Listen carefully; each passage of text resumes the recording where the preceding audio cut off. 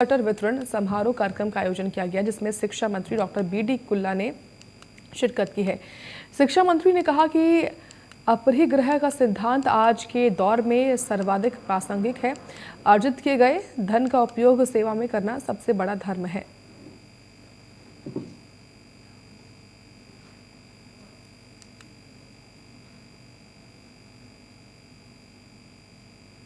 भीनमाल शहर के जंजूजाड़ी bus stand पर स्थित नवनिर्मित नीलकंठ महादेव मंदिर मूर्ति प्राण प्रतिष्ठा महोत्सव की तैयारियां अंतिम दौर में चल रही हैं। 17 जनवरी से 27 जनवरी तक मूर्ति प्राण प्रतिष्ठा का आयोजन किया जाएगा। इस दौरान विभिन्न कार्यक्रमों का आयोजन किया जाएगा। वहीं योग गुरु बाबा रामदेव 20 तारीख का योग शिविर का आयोजन भी करेंगे। इस कार्यक्रम में कई राजनेता और साधु संत भी शिरकत करेंगे। देखिए 17 से 27 तक ये 10 दिन का महोत्सव प्रोग्राम है। इसके अंदर मैंने सबको जाके इनवाइट किया है, जहाँ पहुंच सकता था सब जगह पहुंचा और पहुंच के इनवाइट किया। हालांकि टाइम कम था, फिर भी कम टाइम में ज्यादा कवर करके सबको इनवाइट किया है। अभी कंफर्मेशन धीरे धीरे आ रहे हैं। फाइनल कंफर्मेशन है वो 16 तारीख तक आएंगे सारे। एक बार कंफर्मेशन आता है तो मैं आपको बताऊंगा। पर हाँ, ये जरूर है कि ऋषि मुनि वगैरह, ये माँ मंडलेश्वर, शंकराचार्य जी और ये सब आ रहे हैं। ये एक बड़ा सौभाग्य की बात है, बल्कि हमारे लिए, जबकि पूरे भीनमाल के लिए है, क्योंकि अलग अलग जगह जाके उनके दर्शन होते हैं। यहीं सबके दर्शन होंगे और यहीं सबका आदर सत्कार होगा और यहीं से वो भीनमाल की एक छवि लेके जाएंगे अपने वहाँ और बताएंगे भी कि भीनमाल वासी ने हमारे किस तरह से स्वागत किया और कैसे हमको रखा। योग गुरु बाबा रामदेव भी आ रहे हैं, वो भी यहाँ पर एक कार्यक्रम भी आयोजित करेंगे सर। हाँ, बाबा रामदेव जी का आना बहुत बड़ी बात है और उससे बड़ी बात है कि उनका रुकना रात के लिए और रुके और योग करना चाह रहे हैं। उनका योग यहाँ कराने का मकसद एक उनके लिए एक बहुत बड़ा खर्चा है, क्योंकि वो यहाँ रुकेंगे, अपना पूरा इंफ्रास्ट्रक्चर को लेके आएंगे। इंडिया टीवी वाले की टीम आएगी, प्लस संस्कार वालों की टीम आएगी और सवेरे योगा कराएंगे और योगा के बाद में फिर जाना चाहते हैं। वो चाहते हैं कि मैं यहाँ रुक के और योग के थ्रू एक मैसेज दूं कि आप मेरे जाने के बाद भी स्वस्थ रहना और योग करते रहना। कोटा में किशोरपुरा व्यापार संघ की सीएडी सर्किल पर शपथ ग्रहण समारोह और सम्मान समारोह कार्यक्रम का आयोजन किया गया। कार्यक्रम में मुख्य अतिथि कोटा व्यापार महासंघ के अध्यक्ष क्रांति जैन रहे। क्रांति जैन ने कहा कि किशोरपुरा व्यापार संघ और कोटा व्यापार महासंघ व्यापारियों का संगठन है। सबको व्यापारियों के हित में कार्य करना है।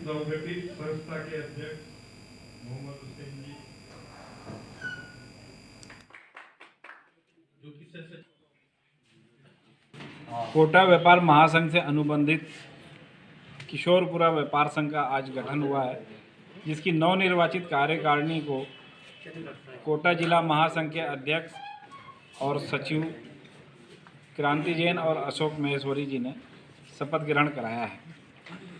किशोरपुरा व्यापार संघ किशोरपुरा व्यापारियों के हित में सामाजिक सरोकारिता से जुड़े उनके व्यापार से संबंधित आ रही समस्याओं के लिए निरंतर कार्य करता रहेगा। समस्त कार्यकारिणी ने और सदस्यों ने हम पर जो विश्वास जताया है, हमारी कार्यकारिणी उस पर खरा उतरने का प्रयास करेगी। ठीक है। किशोर व व्यापारियों के हितों में जब भी किसी व्यापारियों पर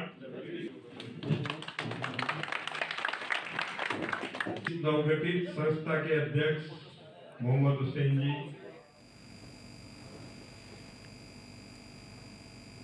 आगे बढ़ेंगे बात अब जालौर के बागोड़ा पंचायत समिति क्षेत्र से खबर है, जहां पर राजकीय उच्च माध्यमिक विद्यालय खारुआ की कक्षा 10वीं के छात्र का इंस्पायर अवार्ड में चयन हुआ है। इसके बाद विद्यालय परिसर में विद्यालय परिवार की ओर से छात्र का सम्मान किया गया और मिठाई बांटी गई। वहीं खारुआ ग्राम के भामा शाहू ने भी बच्चे का सम्मान किया है।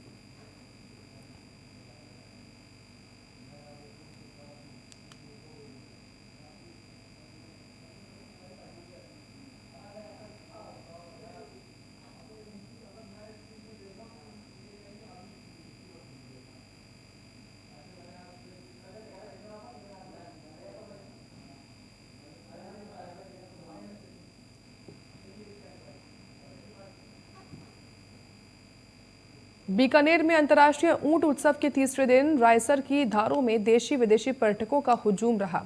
जिला प्रशासन का पहली बार यहां आयोजित हुई विभिन्न प्रतियोगिताओं और कार्यक्रमों को हजारों की संख्या में पर्यटकों ने देखा भी है। तीसरे दिन के कार्यक्रमों में पहलवानों ने रेत के समंदर के बीच जहां कुश्ती के दांव पेच दिखाए, वहीं पुरुष वर्ग में राजस्थान पुलिस और रायसर के बीच कबड्डी का आयोजन हुआ, जिसे राजस्थान पुलिस ने जीता है।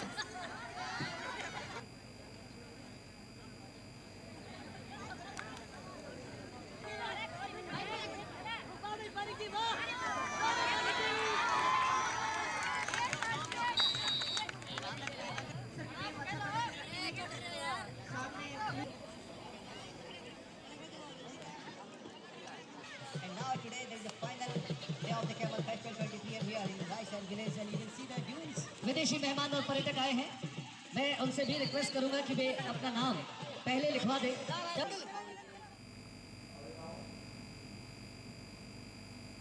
वहीं बीकानेर की खाजूवाला, छतरगढ़, पूगल, श्री डूंगरगढ़ तहसीलों में पारा -डिग्री तक पहुंच गया है। फसलों पर ओस की बूंदें जम गई हैं, जिससे सरसों की फसलों को काफी नुकसान होने की चिंता किसानों को अब सताने लगी है। ठंड की वजह से लोगों का भी हाल बेहाल हो गया है। वहीं मौसम विभाग ने भी 17 जनवरी तक शीतलहर का प्रकोप रहने का अलर्ट जारी किया है। 2 दिन से जबरदस्त बर्फ बरस रही है, यानी जबरदस्त सर्दी है। 0 डिग्री से भी नीचा टेम्परेचर आ गया और ये फसल के अंदर बर्फ जो बरसी है, सरसों की फसल पूरी तरीके से खराब हो चुकी है। और इसमें राजस्थान सरकार से मैं निवेदन करना चाहता हूं कि राजस्थान सरकार इनकी सर्वे करवाकर और किसानों को संपूर्ण मुआवजा दे, क्योंकि सरकार यदि बिजली देती तो किसान अपनी फसल को बचा सकता था। सरकार ने किसानों को सिंचाई के लिए बिजली भी नहीं दी और ऊपर से ये बर्फबारी 2 दिन से लगातार हो रही है, तो इससे किसानों की सरसों की फसल है वो पूरी तरीके से खराब हो चुकी है। मेरा राजस्थान की सरकार से निवेदन है कि किसानों को मुआवजा दे, अन्यथा एक बड़े आंदोलन का आगाज होगा प्रदेश के अंदर। सरकार समय रहते हुए चेत जाए और किसानों को संपूर्ण मुआवजा दे।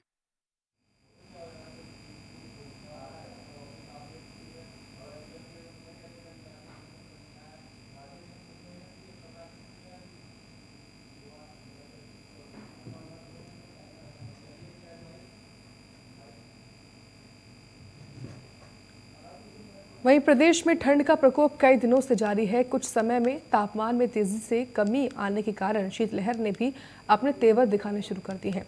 माउंट आबू में जबरदस्त ठंड के चलते पारा माइनस में जा चुका है। माउंट आबू में आज रिकॉर्ड तोड़ ठंड के चलते तापमान -7 तक दर्ज किया गया है।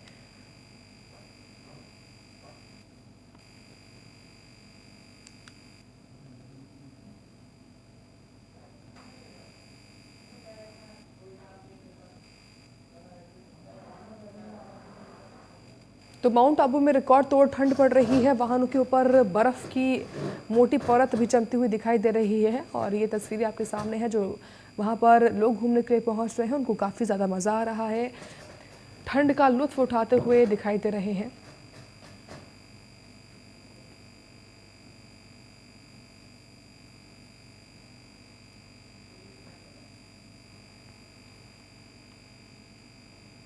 आगे बढ़ेंगे बात अब जालौर की। जालौर में पहला महिला मंदिर स्वामी नारायण महिला मंदिर जूना बाली में बनाया गया है। श्री स्वामी नारायण महिला मंदिर की प्राण प्रतिष्ठा महोत्सव का आयोजन किया जाएगा। महोत्सव को लेकर गांव को दुल्हन की तरह सजाया जा रहा है। राज्य का पहला महिला मंदिर होने से समाज के लोगों में भी काफी उत्साह है। प्रतिष्ठा महोत्सव का आगाज 29 जनवरी से कलश यात्रा के साथ होगा और 2 फरवरी को मूर्ति स्थापना संपन्न होगी।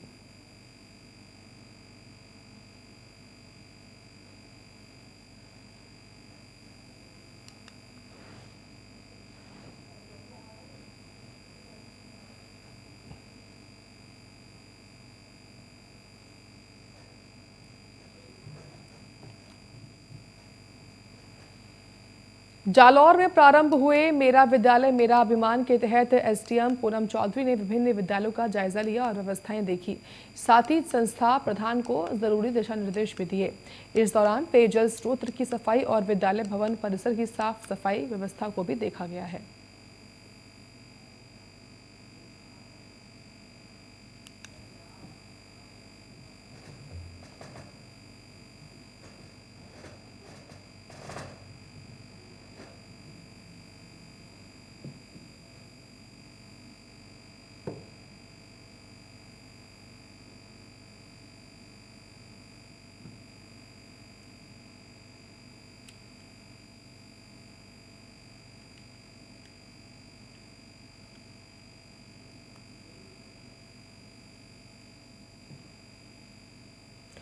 राजस्थान के धौलपुर में पुलिस अधीक्षक के निर्देश पर अपराध नियंत्रण करने को लेकर चलाए जा रहे अभियान के तहत 10 थानों की पुलिस ने बदमाशों और बजरी माफियाओं के ठिकानों पर छापेमारी की है। छापेमारी के दौरान पुलिस ने 2 दर्जन बाइक, 3 ट्रैक्टर और 3 आरोपितों को राउंड अप किया गया है।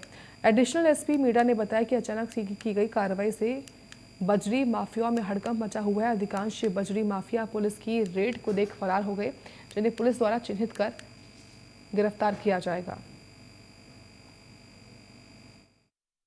श्रीमान एसपी साहब के निर्देशन में आज सुबह जल्दी 8-10 थानों का जाब्ता मैं आरएसी के कुछ नोरली के पूरा कुछ जगह पे दबिशें दी गई, जिसमें बदमाशों की धरपकड़, अवैध वाहन और अवैध खनन में यूज किए गए कुछ ट्रैक्टर्स दबिश दी, कुछ मुलजिम भी उठाए। ये धरपकड़ में लगभग 2 दर्जन मोटरसाइकिलें जो बिना नंबरी हैं और उनसे पूछताछ की जा रही। बाकी अभियान आगे भी जारी रहेगा।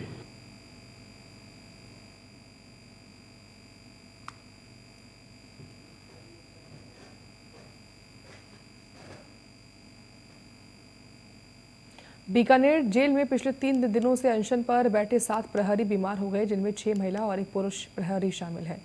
पीबीएम अस्पताल में इलाज के लिए भर्ती कराया गया है। प्रहरी श्रवण बिश्नोई के अनुसार बीकानेर जेल के प्रहरियों और पुलिस कांस्टेबलों के वेतनमान और वर्दी का बड़ा अंतर है। वो लंबे समय से बराबरी के वेतन और समान वर्दी की मांग को लेकर संघर्ष कर रहे हैं, मगर सुनवाई नहीं हो रही। इसी वजह से 13 जनवरी को 9 जेलर, 94 मुख्य प्रहरी और 21 महिला प्रहरी अनशन पर रहे, जिन्होंने मेस का भी बहिष्कार कर दिया। सभी भूखे रहकर अब भी अपनी ड्यूटी कर रहे हैं। इसी वजह से आज 7 प्रहरी बीमार हो गए।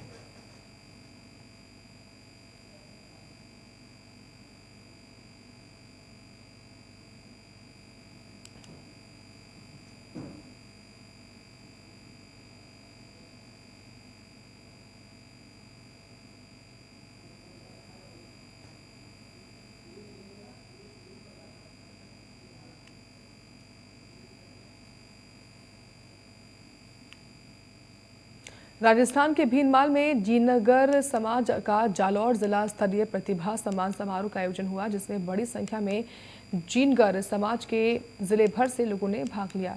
समारोह के दौरान 258 प्रतिभा को सम्मानित भी किया गया। इसके अलावा नवनियुक्त सेवानिवृत्त उत्कृष्ट कार्य करने वाले 77 प्रतिभागियों को प्रशस्ति पत्र और मोमेंटो प्रदान कर सम्मानित किया गया। उद्घाटन में मुख्य अतिथि रानीवाड़ा उपखंड अधिकारी कुसुम लता ने कार्यक्रम को संबोधित करते हुए बालिका शिक्षा को लेकर प्रकाश डाला और उन्होंने समाज में शिक्षा के क्षेत्र में बढ़ावा देने को लेकर आह्वान भी किया।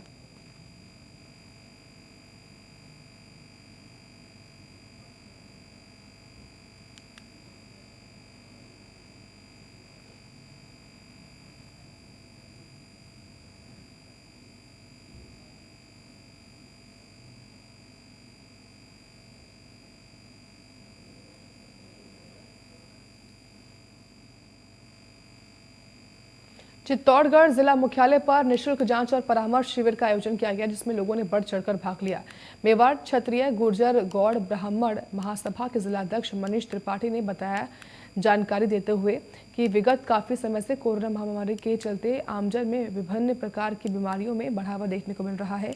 इसी को देखते हुए मेवाड़ क्षत्रिय गुर्जर गौड़ ब्राह्मण महासभा की ओर से मेवाड़ हॉस्पिटल और Advaita Vedanta hospital and research centre के सहयोग से ऋतुराज वाटिका में एक विशाल निःशुल्क जांच और परामर्श शिविर का आयोजन किया गया।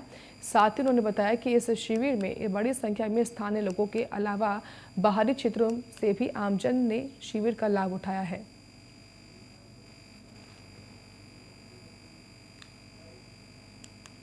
मेवाड़ क्षेत्रीय गुजरगौड़ ब्राह्मण महासभा और मेवाड़ हॉस्पिटल के तत्वाधान में आज एक कैंप का आयोजन किया गया, निःशुल्क कैंप का, जिसमें ऑर्थोपेडिक के डॉक्टर हैं, सर्जरी के डॉक्टर हैं, आँख नाक कान गले के डॉक्टर हैं और नेचुरोपैथी के डॉक्टर हैं, होम्योपैथी के डॉक्टर हैं, आयुर्वेद के डॉक्टर हैं और स्किन के डॉक्टर हैं आदि और भी 2-3 डॉक्टर, जैसे गायनी जी हैं, महिला गायनी के डॉक्टर भी हैं। ये सब का निःशुल्क जांच शिविर है और इसमें ब्लड की जांचें भी निःशुल्क रखी गई हैं और हाथ के हाथ हम बीपी की और शुगर की जांच दे रहे हैं, आरबीसी सीबीसी भी निकाल के दे रहे हैं।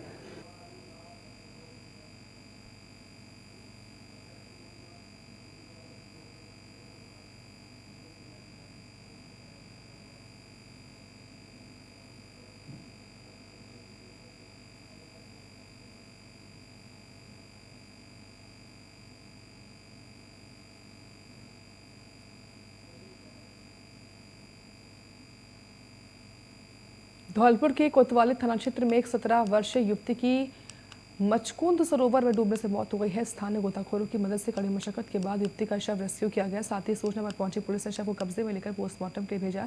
दरअसल मकर संक्रांति के पर्व पर युवती अपने चाचा और अपने लोगों के साथ तीर्थराज मुचकुंद सरोवर घूमने आई थी। वहीं मिली जानकारी के अनुसार युवती पिछले कुछ दिनों से मानसिक तनाव में चल रही थी। मौका पाकर युवती ने नदी में छलांग लगा दी और आत्मलीला समाप्त कर ली।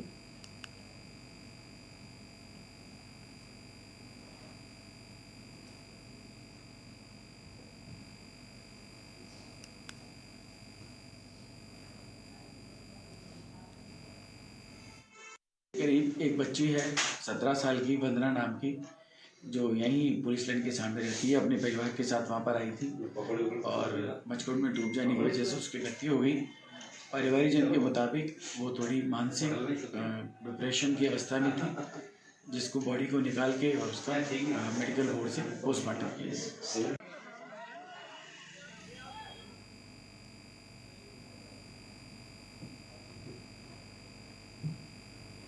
बीकानेर में सेना दिवस पर सेना की ओर से दुर्गादास सर्कल के सामने मैदान में खास प्रदर्शनी लगाई गई, जिसमें सेना के अत्याधुनिक हथियार और उपकरण आम लोगों को दिखाने के लिए प्रदर्शित किए गए। प्रदर्शनी के पहले दिन लोगों का खासा उत्साह देखने को मिला। प्रदर्शनी को देखने के लिए बच्चों से लेकर बुजुर्ग तक हर आयु वर्ग के लोग मौजूद रहे। प्रदर्शनी का उद्देश्य आम नागरिकों के बीच सेना की जानकारी देना था।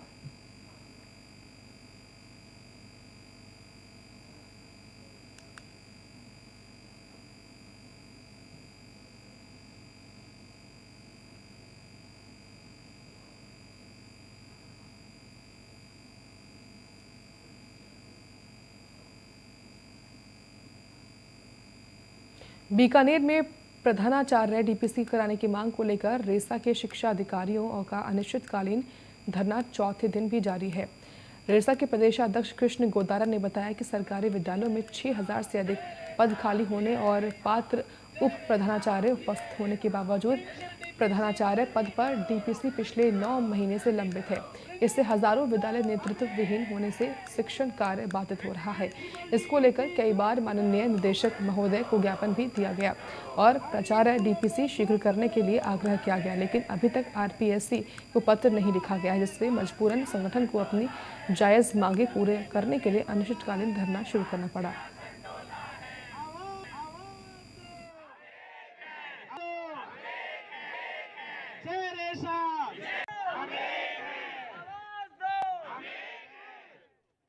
हम प्रधानाचार्य डीपीसी 22-23 के लिए यहाँ निदेशालय के सामने बैठे हैं।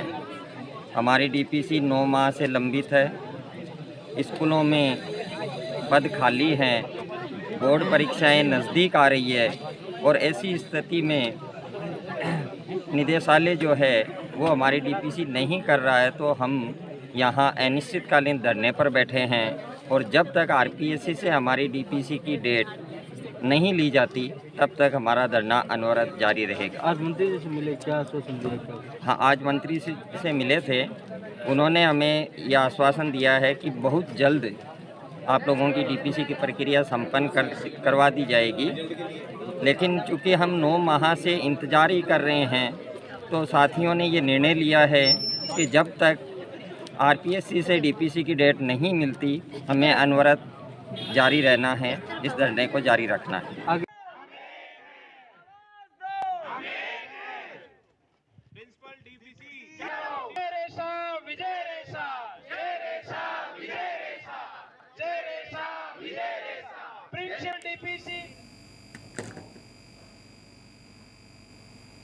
वक्त ब्रेक का है।